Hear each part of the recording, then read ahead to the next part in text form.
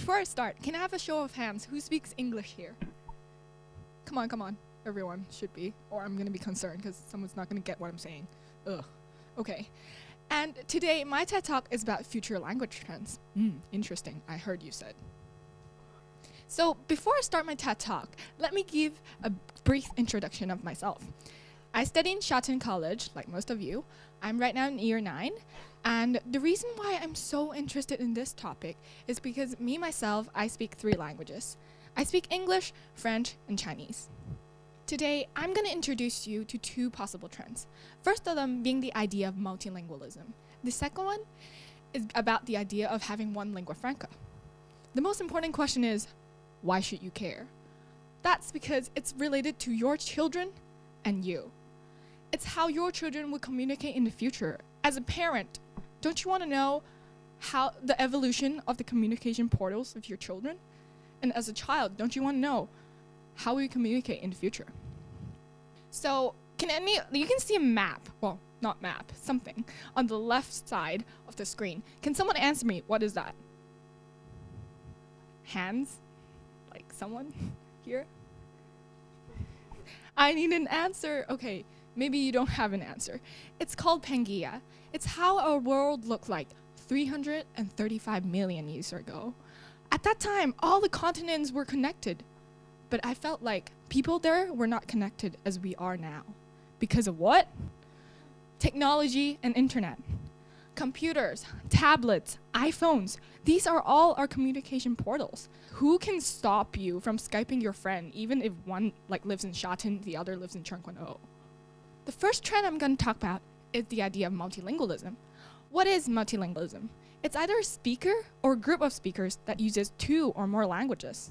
And these are the 3 benefits that I'm going to talk about multilingualism in the next few minutes. So I'm going to give you 3 seconds to look at this, and then I'm going to move on.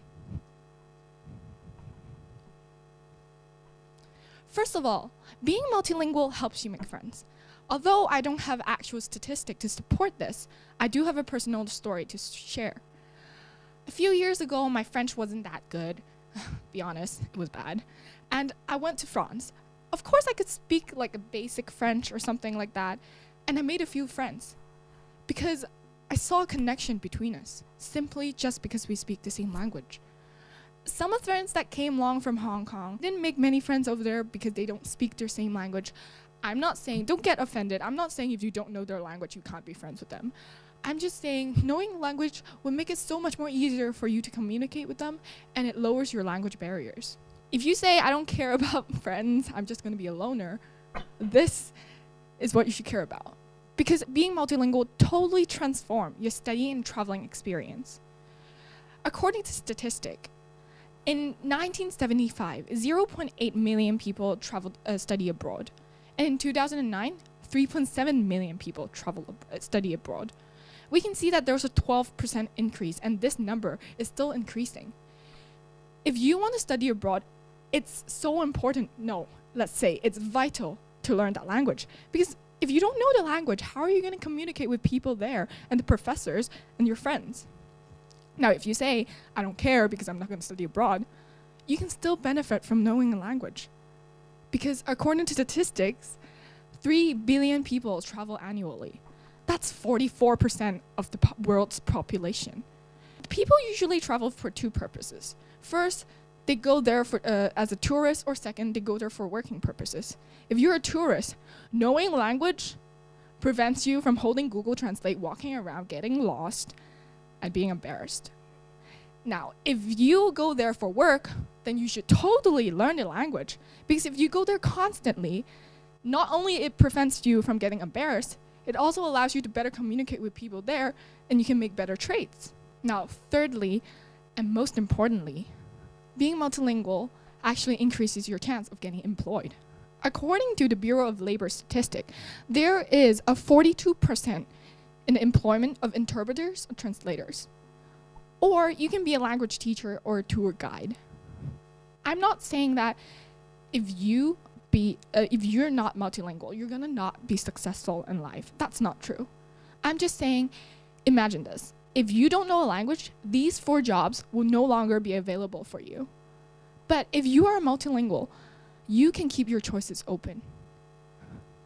Oh, well, if you say, I already have my life goal and my life's job, so I'm just going to ignore this, you can still benefit from knowing a different language. Because according to research, your salary can differentiate from 5% to 20% more if you know a different language. And according to economists, you have a big percentage increase in your salary annually.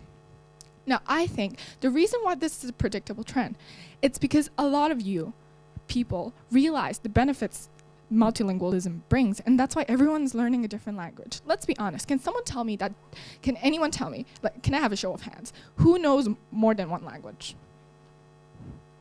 I assume a lot of people. The second trend I'm going to talk about is the idea of having one language, the lingua franca.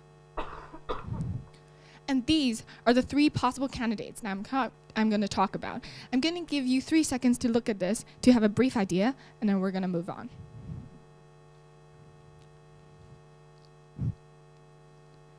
English. We can all agree that English is a really, really strong candidate for lingua franca because, as we all know, many people speak English. To be exact, how many? 1.75 billion.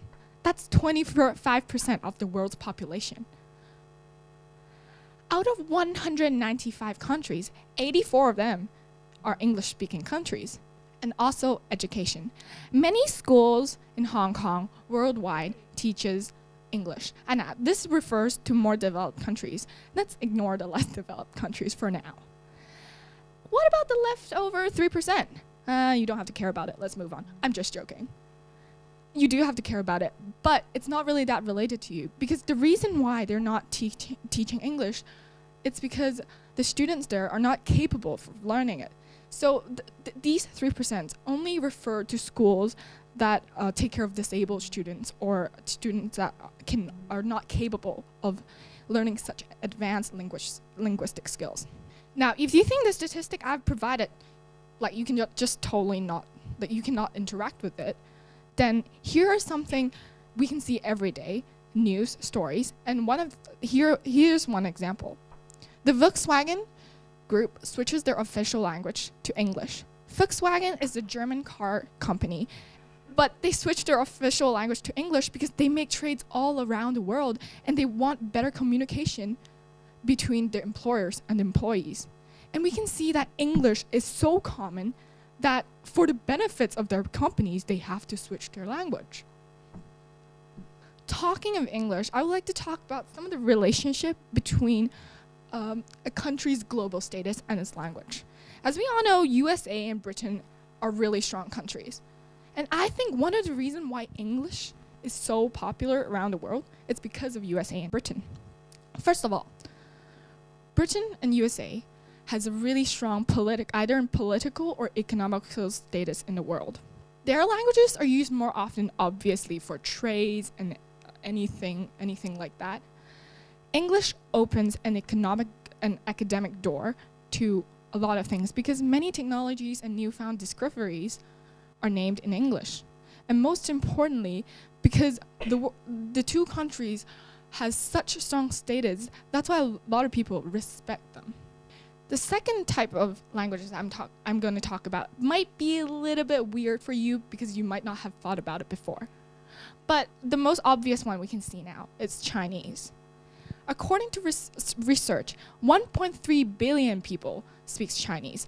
Although Chinese is not like English that's used all around the world, that's not true. But still, 1.3 billion people speak Chinese.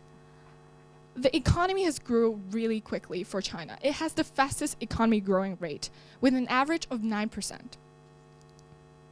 And here's the list of countries by projected GDP. China is ranked second, right after United States. And we can see that a lot of foreigners are starting to learn Chinese. They're really willing to learn Chinese, first of all, because it's a nice culture, but second of all, because the Chinese market is so huge. And I believe that you all realize that, and that's why a lot of people are trying to learn this really hard language. The third category I'm going to talk about is a made-up unified language. Now, you might think that that's not possible. You can't make up a language. But it is, and there were past examples. One of them being Esperanto. Now, you might not be familiar with Esperanto. And Esperanto is a bit of English, bit of Dutch, bit of Spanish. And it was in 1887, Zamenhof introduced this simple, easy-to-learn language. The purpose was to erase communication barriers between people and to provide a politically neutral, culturally free standard language. That sounds great, but there were problems. To many Asians, Esperanto was like English, no difference, because they're both really hard to Asians. So many people back then, because Britain had really strong empire, so most people already knew English, so they would rather stay with English than to learn Esperanto. During the 1970s and the 1980s, many people got really excited for the Esperanto. I mean, it's a pretty cool idea, but many people realized that's not possible. And even if afterwards Esperanto was introduced, not many people actually cared about it, and it has not evolved into a dominant worldwide language. So why did Esperanto not become a worldwide language? I think the most important point is because cultural differences and barriers. Many people treat their language as a form of art, and they think that their language should be the lingua franca, not that one. And most importantly, a language exists for a certain purpose. You might think, I think that it exists for us to distinguish ourselves and to express our cultural differences. For example, you might think French people are really elegant and French is really elegant. Or you might think Spanish sounds really passionate because Spanish people are really passionate. And I think those people think that Esperanto is not enough for them to express their cultural differences and their disparities because it's not their language. And to conclude, I would like to say that I've mentioned two ideas, an idea of multilingualism and an idea of lingua franca, and I cannot tell you which one's going to be more predictable in the future. Now, my talk might seem pointless because at the end of the day, I actually didn't come up with a conclusion. But I would like to leave you with two questions. Which trends do you think are going to be more predictable in the future? And what are your views on a trend? Or maybe you have a different view in your mind. Now, the whole point of my talk is to trigger your mind and think about this, because I realize a lot of people don't really think about this side of the world. And at the end of the day, an overview image of our present might be a hint of how our future looks like.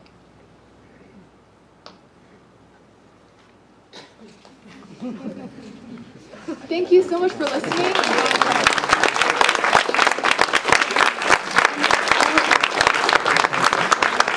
I would like to thank a lot of people. First of all, I need to thank my dad and my mom. Second of all, I need to thank everyone that spoke here and everyone that helped. And third of all, I need to thank you for listening. Thank you.